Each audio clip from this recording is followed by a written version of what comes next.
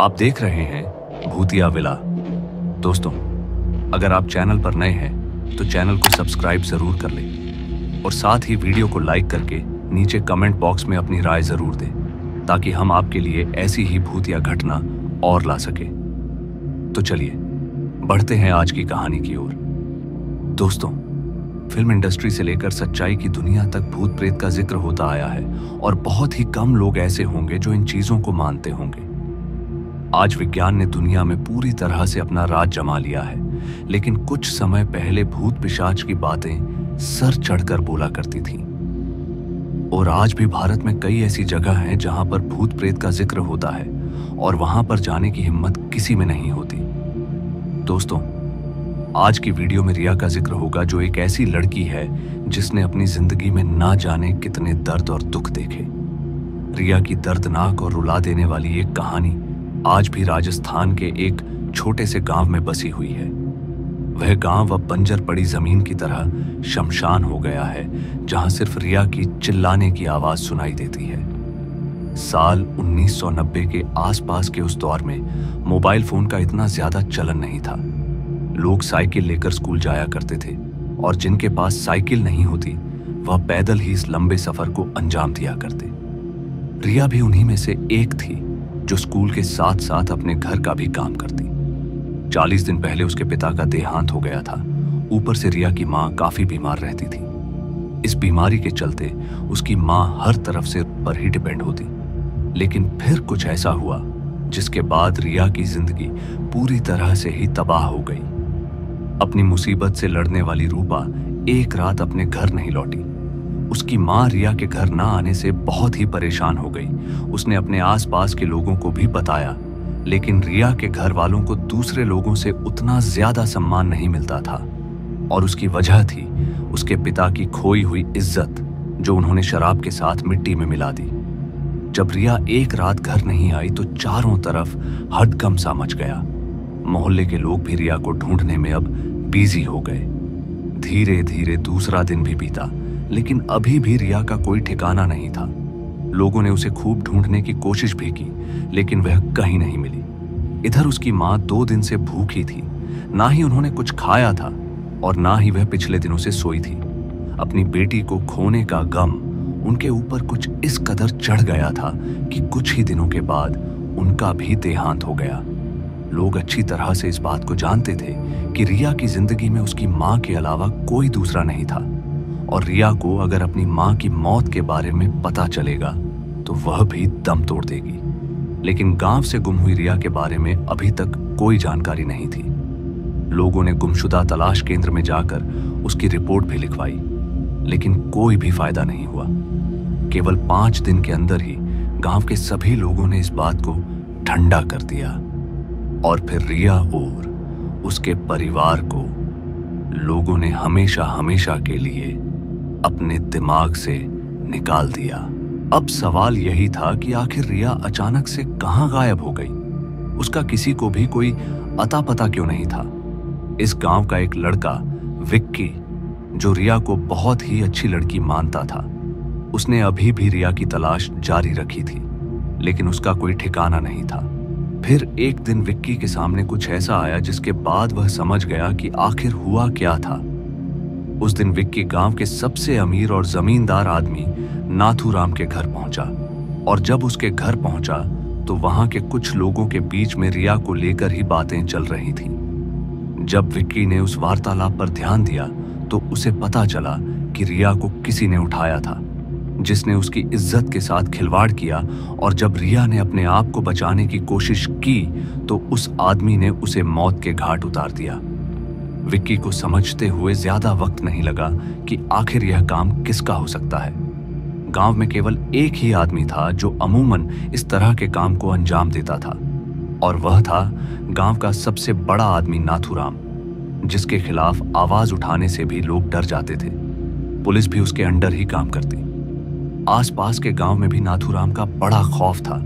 ऐसे में पुलिस के साथ साथ गांव का कोई भी शख्स नाथूराम के ऊपर इस बात का इल्जाम नहीं लगा सकता था। लेकिन विक्की भी पीछे नहीं हटने वाला था। वह भी एक जिम्मेदार लड़का था। ऐसे में विक्की ने फैसला किया कि चाहे कुछ भी हो, लेकिन वह सच्चाई तक पहुंचकर ही रहेगा। विक्की की तमाम कोशिश हर बार फेल हो जाती। बार बार वह नाथूराम के घर के आसपास ही भटकता, लेकिन उसे ऐसा कोई सबूत नहीं मिला जिससे वह समझ सके कि रिया की मौत के पीछे नाथूराम का ही हाथ है। लेकिन एक रात कुछ ऐसा हुआ जिसके बाद नाथूराम की जिंदगी पूरी तरह से ही तबाह हो गई। उस रात विक्की सोया नहीं था और अपनी रात की नींद को हराम करके वह नाथूराम के घर की तरफ निकल पड़ा। उस वक्त पूरी तरह से अंधेरा छाया हुआ था और चारों तरफ जोरदार सन्नाटा पसरा हुआ था। ऐसे समय को देखकर विक्की दबे पांव नाथूराम के घर की तरफ पहुंचा, लेकिन वह जैसे ही नाथूराम के घर के पास पहुंचा तो उसने वहां का जो नजारा देखा, उसे देखने के बाद तो विक्की के हाथ पैर ठंडे पड़ गए। उसे अपनी आंखों पर विश्वास ही नहीं हो रहा था। दरअसल उसने देखा कि बिल्कुल रिया की तरह ही दिखने वाली एक लड़की ने एक आदमी के पांव को पकड़ रखा था और वो उसे सड़क के ऊपर घसीट रही थी। विक्की को कुछ भी समझ में नहीं आया, इसलिए वह उसके और भी करीब जाने लगा। जैसे जैसे विक्की उसके पास पहुंचा तो उसने देखा कि सच में वह रिया ही थी, जिसने गांव के सबसे बड़े आदमी नाथूराम के कर्मचारी को पकड़ा हुआ था, जिसका नाम मनोज था। मनोज को देखते ही विक्की के होश उड़ गए। दूसरे पल विक्की ने देखा कि अब मनोज की लाश सड़क के ऊपर गिरी हुई थी और उसके आसपास कोई भी दिखाई नहीं दे रहा था। अब एक बात तो विक्की अच्छी तरह से समझ गया था कि सब जो हो रहा है वो सब रिया का किया धराया है।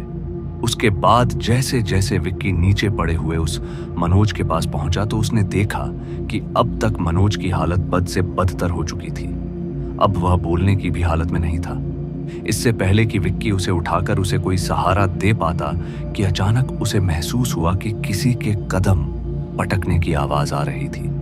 जैसे उसने इस आवाज को महसूस किया तो उसने वहां से सरपट भागना शुरू कर दिया, क्योंकि मनोज की इस हालत का जिम्मेदार विक्की भी हो सकता था।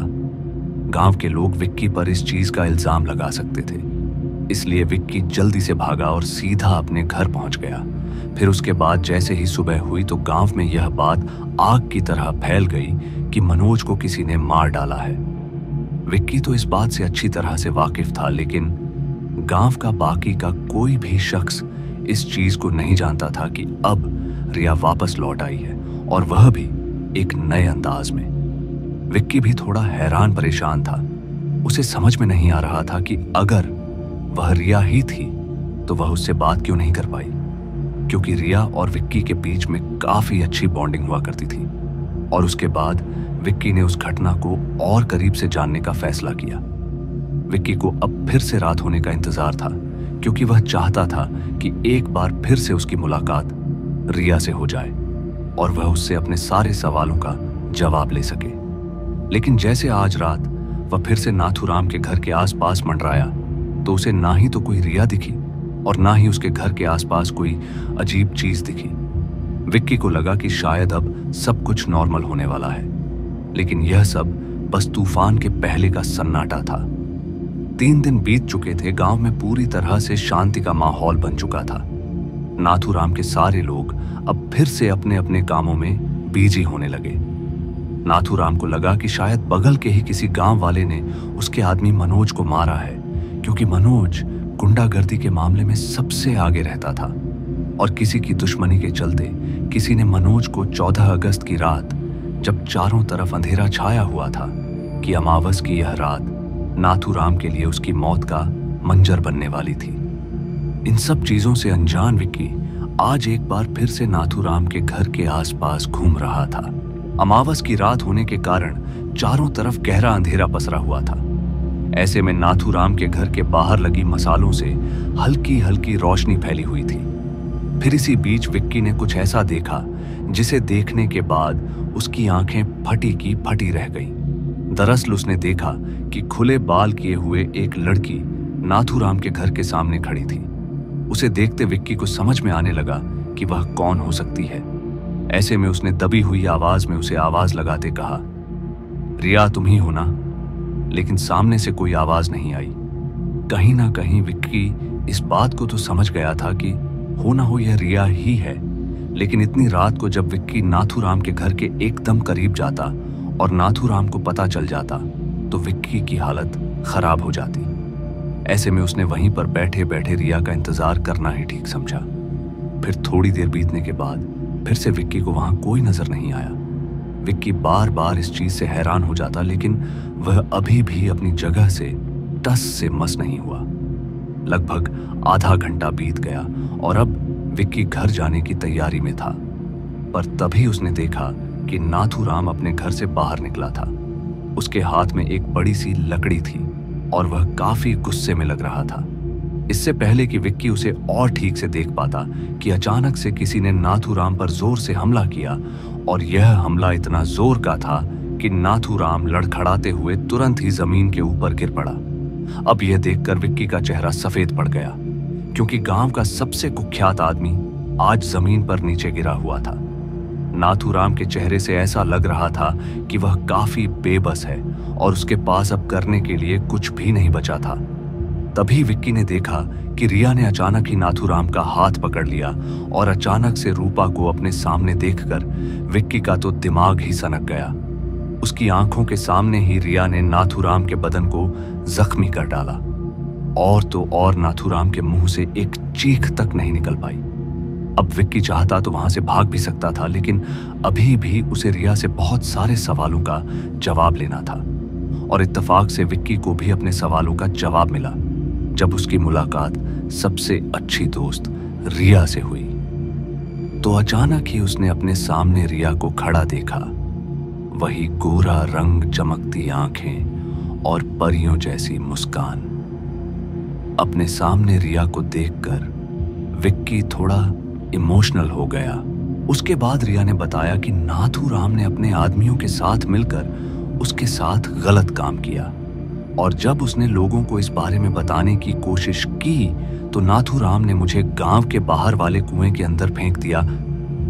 दोस्तों, ये सुनने के बाद विक्की की आंखों में आंसू टपकने लगे, लेकिन जाते जाते रिया ने विक्की के लिए प्यार का इजहार किया और उसके बाद वह हमेशा हमेशा के लिए हवा में धुआं हो गई। और फिर उसके बाद विक्की ने कभी भी रिया को अपने आसपास महसूस नहीं किया। लेकिन दोस्तों, आज भी विक्की को महसूस होता है कि रिया उसके रोम रोम में बसी हुई है और विक्की के दिल में आज भी रिया के लिए एक अलग जगह है। और फिर बाद में विक्की ने पूरी की पूरी घटना गांव के लोगों को बता दी। धीरे धीरे यह बात गांव में इस कदर फैल गई कि नाथूराम के समाज को जड़ से उखाड़कर फेंक दिया। दोस्तों, इसलिए ही कहते हैं कि बुराई का अंत एक ना एक दिन जरूर होता है। तो दोस्तों, आज की इस कहानी में बस इतना ही, और मैं आपका दोस्त जल्द मिलूंगा एक ऐसी ही और डरावनी कहानी के साथ। धन्यवाद।